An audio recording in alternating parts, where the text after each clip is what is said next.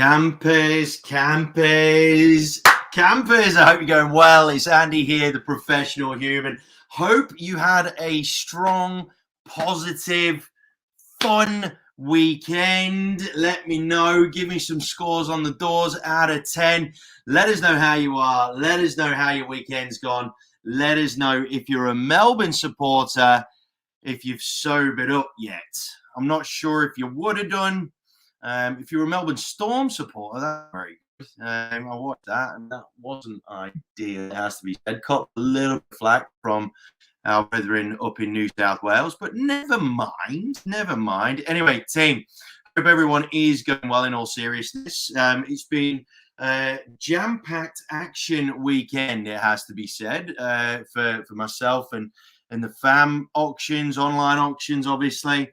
And we've got a change of scenery here because we're about to go on the market as well, believe it or not. So we've decided to join the insanity and hit the marketplace. So, yeah, we've been in the middle of getting things staged and prettied up and all that sort of stuff. We had very first world problems, right? So we put all our stuff into storage just before Captain Dan decided to lock us down again, and before the staging company could arrive. So we've been running this current lockdown on beanbags, which has been hilarious. The novelty wears off, believe you me. It sounds great.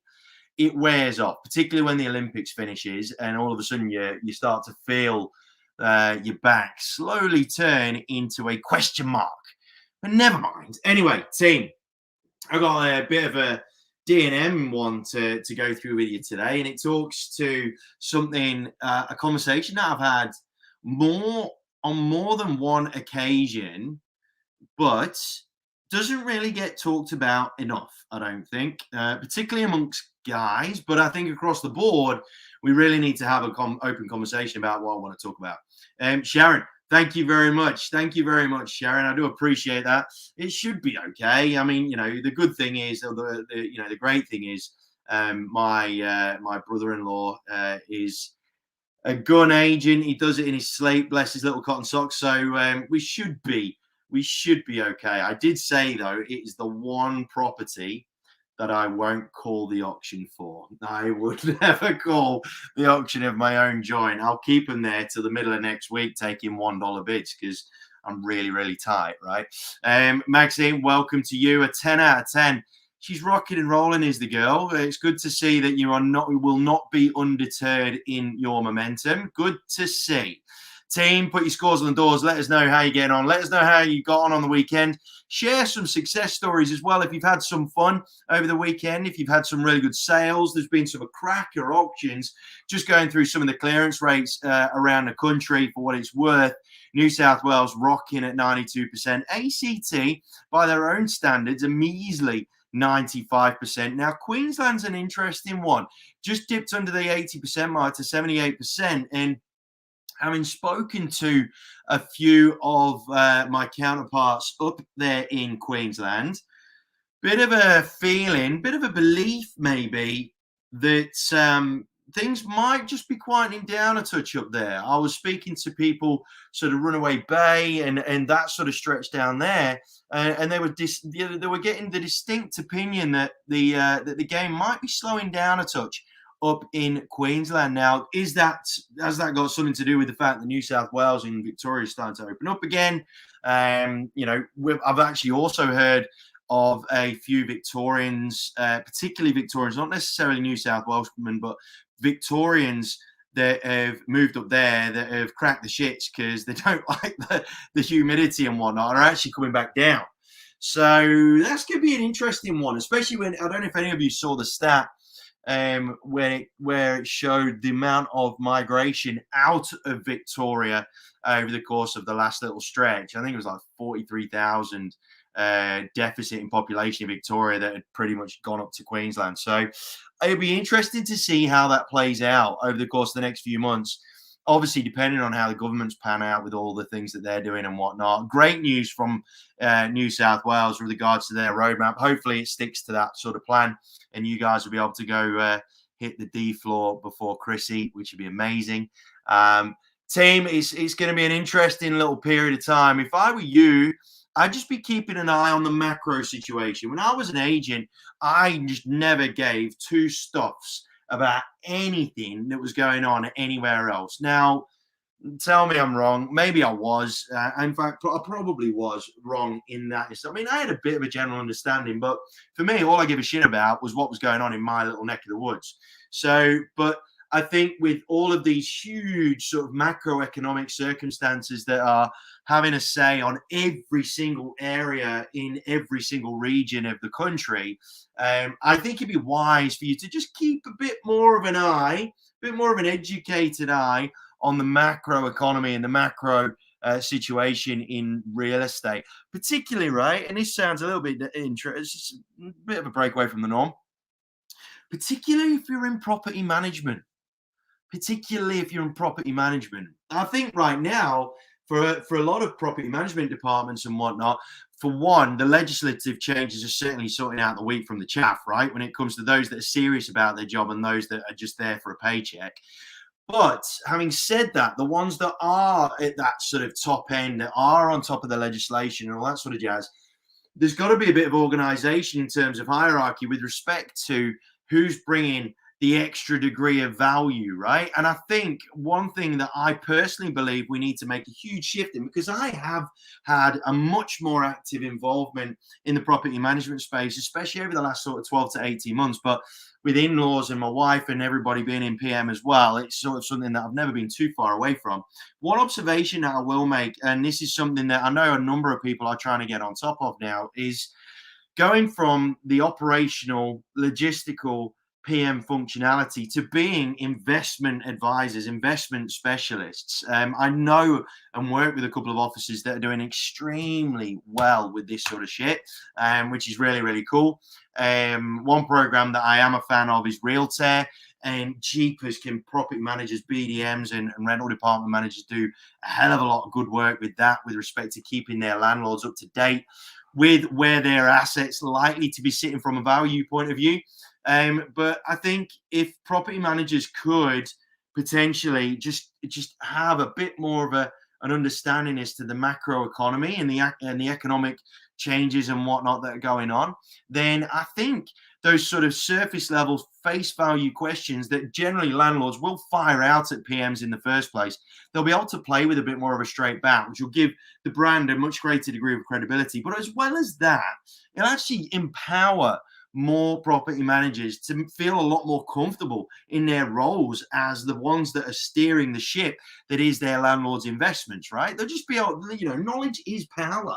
And I just firmly believe that that's something that I don't think there's been not necessarily just enough focus from property managers, but I think leaders in the property management space should be really beating that drum a lot more than what they have been doing in the past, in my humble opinion. And so hopefully you guys can just sort of pay a bit more attention to the macro economy. And as Maxine just said, I think the directors need to hold some responsibility around making sure that their PMs are well educated around all of this, right? Taking the time instead of just having the same humdrum rental meeting about vacancies and shit like that, maintenance updates and all that sort of bollocks.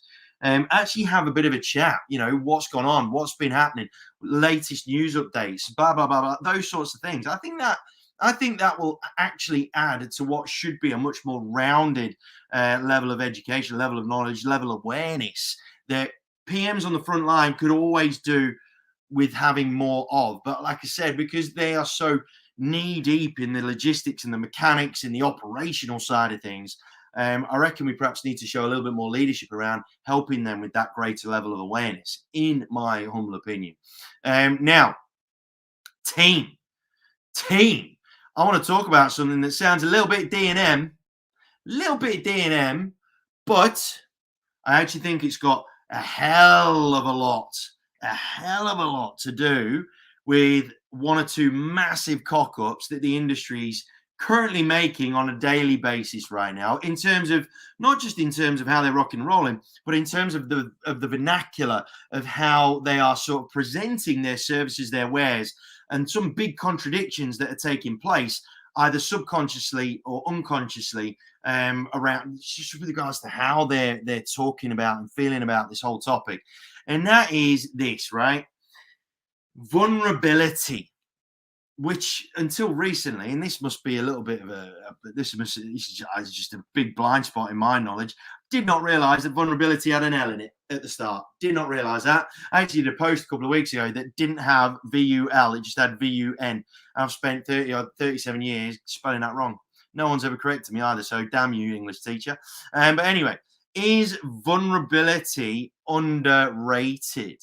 Is vulnerability underrated? Now, first things first, we need to have a think about and actually come to understand what vulnerability actually is. Now, for a lot of people, the sort of cold face, the surface of the explanation of vulnerability sort of implies weakness. It implies fragility, I think, is a really key word that a lot of people tend to associate vulnerability with, which I personally feel is a big sort of misconception about what vulnerability actually is. There's a lot of fear around vulnerability because for a lot of agents, ego prevents them from being able to say when they don't know something, or through fear. I mean, because ego comes in many different forms. Ego can come in the form of this whole alpha male, chest beating, I'm never wrong type thing. It could also come in that fear of wanting to, not wanting to miss out on business, lose commission, all that sort of stuff, saving face as well. Vulnerability has a really bad rap, especially amongst alpha male type fraternities, right? Why would I want to show any weakness? I'm not weak. I'm a man. I'm a man's man. Hear me roar, watch me build a fire and dig a hole. All that sort of bullshit from the 1970s, right? So we need to have a reassessment of what vulnerability actually means, right? So for me, this is my humble opinion, this is my humble interpretation of vulnerability. For me, vulnerability is, the more comfortable you are with being vulnerable, the more that you know yourself as an individual. The more that it takes, the more courage that it takes to be vulnerable shows a greater knowledge and awareness and ability to know oneself. Now, that sounds a little bit airy-fairy, but let me expand on it a little bit, right? Now, we tend to go through this life trying to keep up appearances in the main, right? We tend to go through business, life, real estate, especially real estate, because of the way that the barometer of success is currently sort of set and measured with KPIs pretty much totally revolving around GCI, commission. With PMs, it's rent roll growth and, real like macro KPIs in terms of performance. And the problem with that is it leaves very little room for the human piece of what we do, for the human in us that is our USP, right? And I'm going to come full circle back to that in a minute.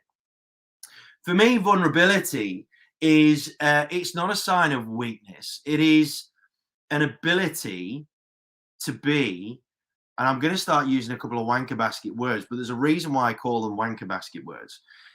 It shows an ability and a comfort in being transparent and genuinely authentic. Now, they are two of the most bastardized words, right? Two of the most bastardized words in business, in corporate landscapes, in real estate, probably more than almost any other effing business category that there is, right?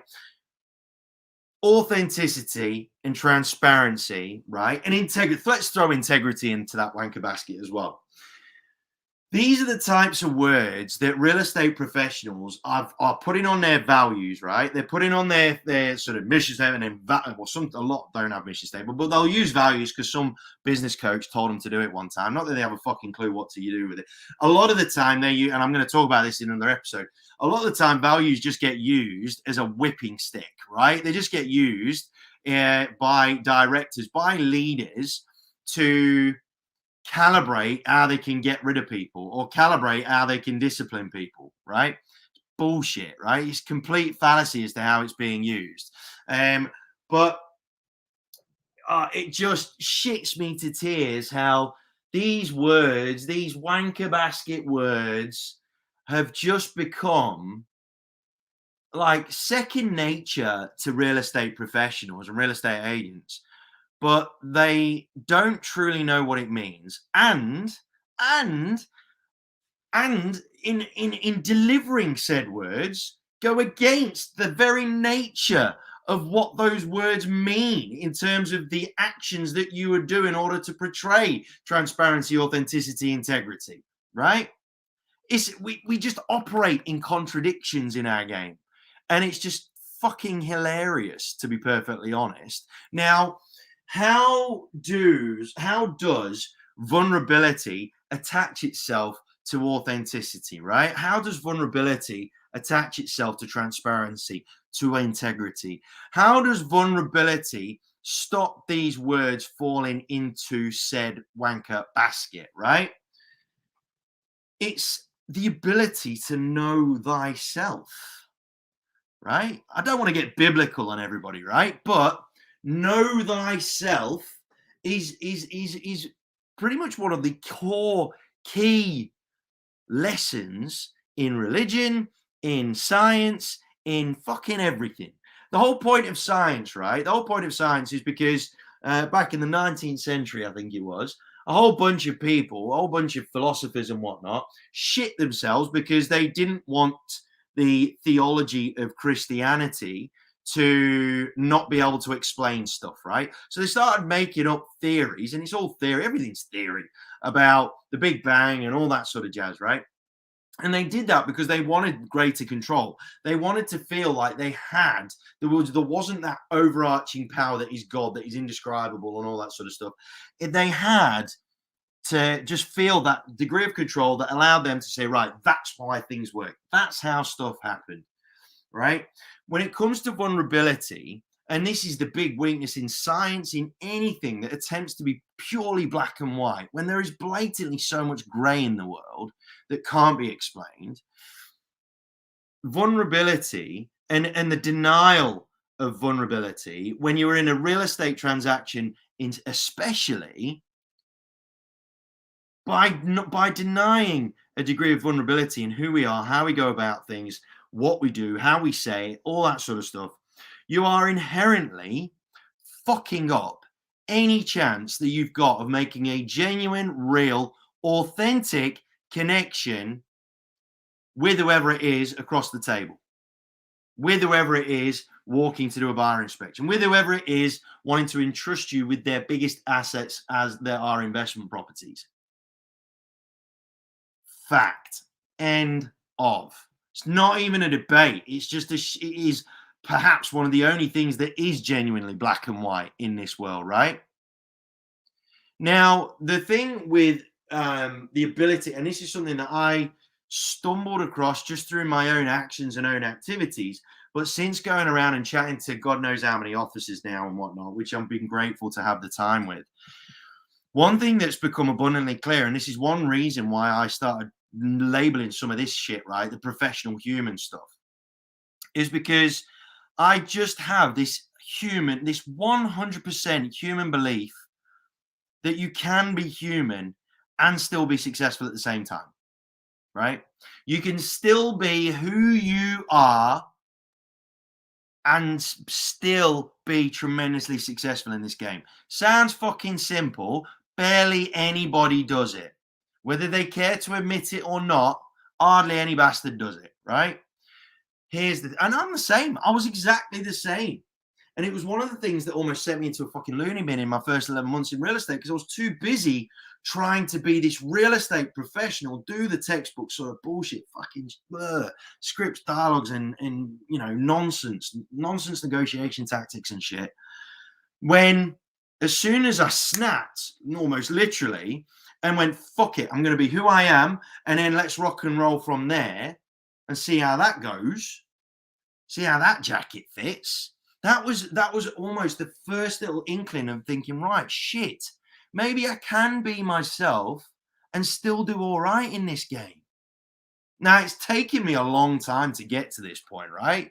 It's taken me a hell of a long time. Mental breakdowns, the whole fucking gambit, right? I've gone through every single fucking mill you could name in order to get to this point, and I still haven't finished yet, right? But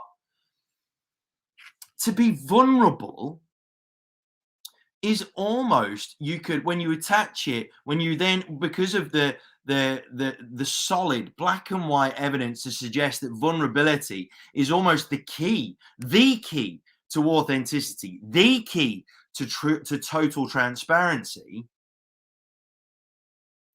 then you could argue that vulnerability is the key, right, to ultimate professionalism. Maybe we need to have a think about how we define professionalism again.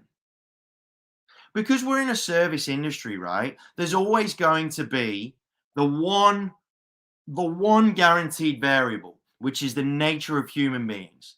8 billion plus people on the planet, every single one of them's wired differently. I don't know how many times I've said that fucking sentence, but it's true.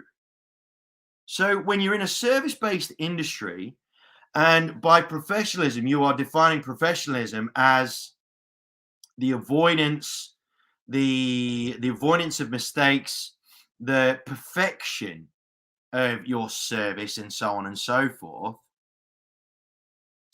Surely, in its essence, that is not showing true professionalism, because ultimately, there's a human involvement. Ultimately, we are selling houses for human beings, which means that ultimately there's no such thing as perfection from a service point of view. Even things as minute as you might in a meeting, and this all makes the difference, right? You might in a meeting take a deep breath at the wrong time after one of your potential vendors has said something, right? So they may have said something that, because of your human nature, you might have gone, okay. Just that degree of insecurity in what you've portrayed there from a body language point of view instantly means you're not 100%. You've created a degree of doubt, however small, unconsciously or consciously, because they may actually be really attuned to body language and whatnot, right? Interesting concept, isn't it? That one of the keys to complete ultimate professionalism is vulnerability. I think that's a solid argument. I think that's a really fucking solid argument, to be perfectly honest. That's an interesting one. I'm really glad that we get to have these talks, right? Because you guys get to hear me and my thought process and all that sort of, how it fucking comes out of my head, and we all learn something here. I feel that I feel that is a tremendously valid point that we need to start really beating the drum about in our industry, because by being or trying to be mechanical, by trying to be perfect, by nature of its sort of definition, we are not being perfect. I think it was what's his name, Chris Pratt, said in some speech, some acceptance speech, the perfection lies in imperfection, or some philosopher might have said it actually. Perfection lies in imperfection, in the imperfections of human behavior. It's an interesting one, and I think it's something we all need to take on board. Something we definitely all need to take on board. Now, this is one of the main reasons, though, why I want to talk about vulnerability, because what I've seen too often is an inability to not be vulnerable, which results in mental strain, stresses, pressures, breakdowns, because of that lack of perceived space and freedom in order to be vulnerable in who we are. Key example here. I spoke to a director, and this was, so I think this could have been 2019, I think, or maybe early 2020. Nah, 2019, I think. And he's a great guy, good operator, good listing agent in his own right. Salt of the earth guy, wants to do right by everyone around them, all the rest of it. And therein lies a bit of a concern as well. Because if in your nature you just want to please everybody, which is one of my biggest things that I've had to work on really, quite strenuously, then you don't want to let anyone down, right? Understandable, because it's a service game. However, to not feel that you have the space or the right or the freedom in your business to be able to turn around to a potential vendor or an actual vendor and say to them, look, I as much as I want to make sure that we're looking after you in the best way possible. And this was the conversation that was had to me. They didn't feel that they could take their son to the footy on a Friday night, so it must have been 2019. They couldn't take their son to the footy on Friday night, so because they didn't want to let their vendors down, but then they get home and they let their son down. Fuck that. Honestly, bollocks to that. Now, how do you get around this, right? Because, especially right now, no one wants to lose money. Everyone's trying to make up for lost ground, all that sort of stuff. Totally get that, especially if you're a business owner and a listing agent that is a business owner as well, or a business owner that is responsible for the BDM on the rental side, right? Personally speak, like, you cannot operate to the best of your abilities if you are not completely comfortable in who you are. There'll always be that shred of anxiety, that moment of doubt, that bit of insecurity that holds you back from really going full throttle as a human professional, as a professional human, right?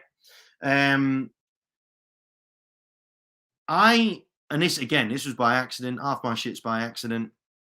When my first child arrived, I said to any potential vendor that you could get hold of me most days except every other Wednesday. And they'd say, why is that? And I'd say, because that's Daddy Daughter Day. Every second Wednesday is Daddy Daughter Day. As I'm sure you can appreciate, she's more important to me than anybody else in the world. As I'm sure you can appreciate, she is the more important to me than anyone else in the world. There is not one potential vendor that not only did respect that, they actually found it endearing because all of a sudden they saw past the suit. And they realized, fuck me, this guy does bleed the same as me. He does care the same as me. He has got priorities the same as me. Yeah? You should never, ever, ever, ever, ever be fearful of being open about who you are and how you rock and roll. Now, I will put a small caveat on that. Don't go snorting coke off a bloody mirror and then post it to bloody your Instagram story, any of that shit, right? Look, no one wants to see any of that crap. However, when it comes to your own personal principles, the reasons as to why you're even doing this fucking job in the first place, own that. Own it. Own it. That, in essence, is showing a vulnerability that makes you the professional that you want to be, that you've always wanted to be, that you've always aimed for, but for some reason have always been found struggling at one point or another. Now, look, even if you don't have kids, right? And I said this to a group of young lads that are all working in an office together, similar sort of age demographic, fucking awesome bunch of lads. And I said this to them, like, because none of them have kids. And I said, right, how many of yous have let your mates down when you've said you go to the pub or go to the hotel or go to the bar or wherever it is, and then you've let them down because you've ended up doing more work or going to see an event or going to get, you know what I mean? And everybody, all of them put their hands up. One of them more than most, right? And I said, look, we know that you're messing around. We know that you're trying to get, but your mates are going to last you forever. How much, you can't buy them again, right? You can always go out and get more leads and all that sort of crap, right? But you can't buy your mates. You can't buy your family. All right.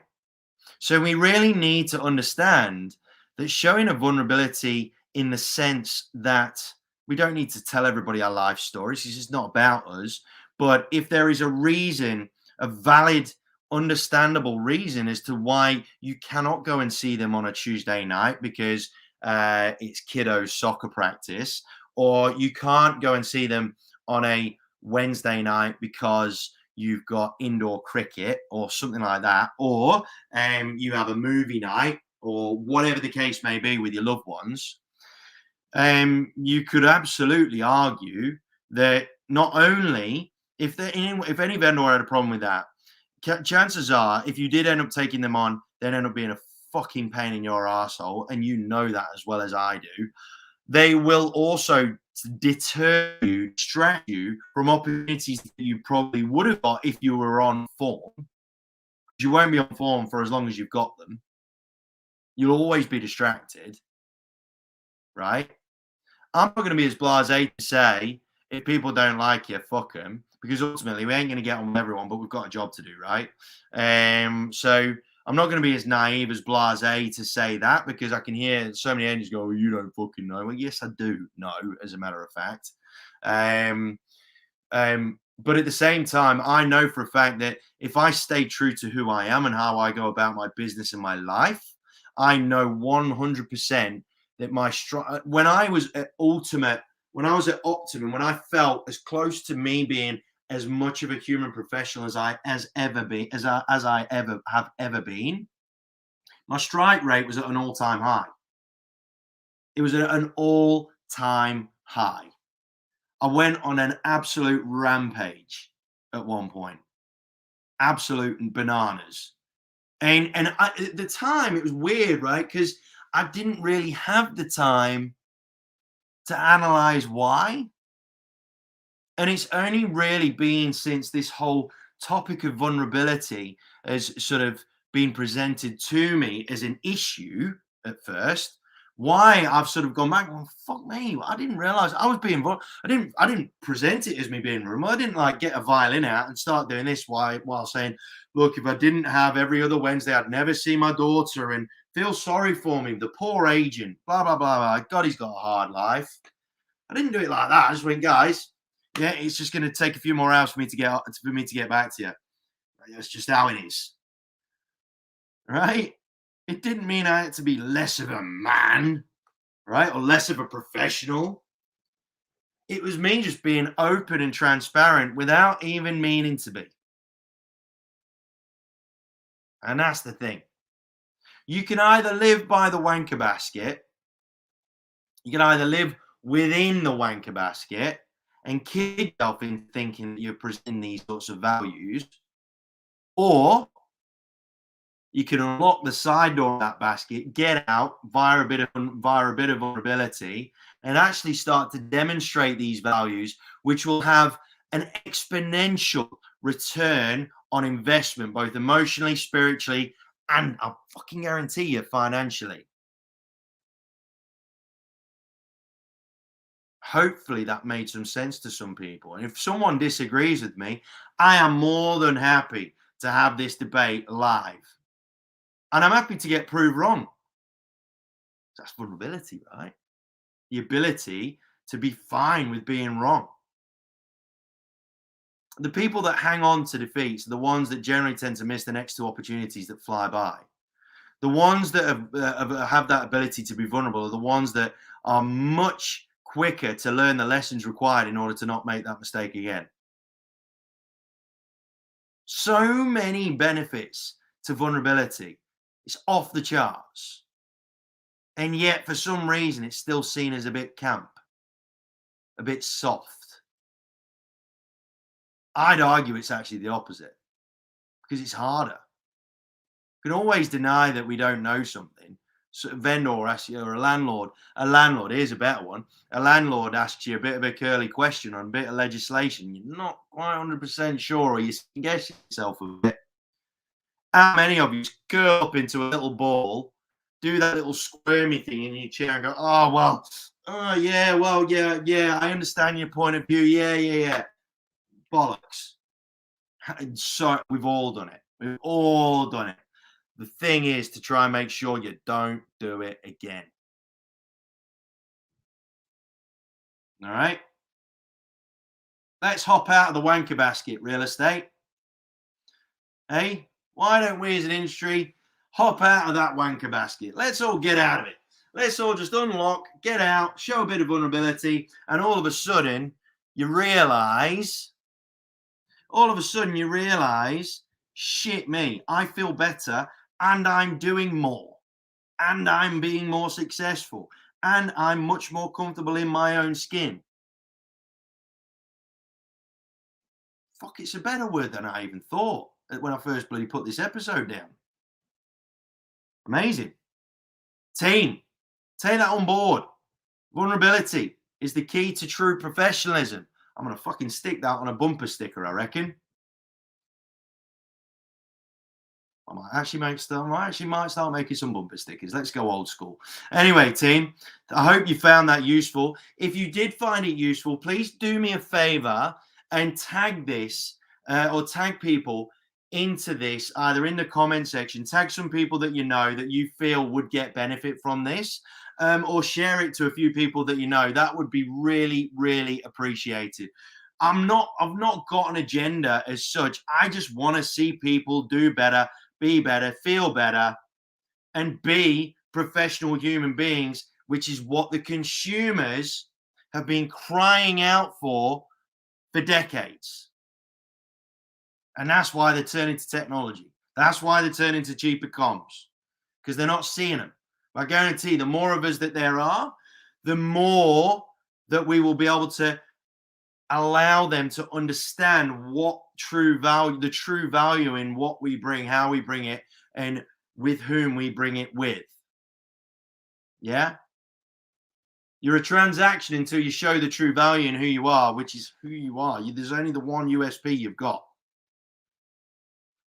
It's the ugly fucking thing staring in the mirror. All right? Team, please tag some people into this. I would really appreciate it. Let's start spreading this. Let's start sharing this out. The vulnerability is the key to true professionalism, because I will take a Pepsi challenge against anyone that disagrees with me. I guarantee you I'll win. All right, gang. Stay safe. Stay healthy. Stay happy. I'll see you on Wednesday. Wednesday night, 9 o'clock, by which point my house might be even on the fucking market by then. And my bum hole will be doing a little bit of that. I'll be panicking a little bit. All right. Love you guys. Take care. Speak to you soon.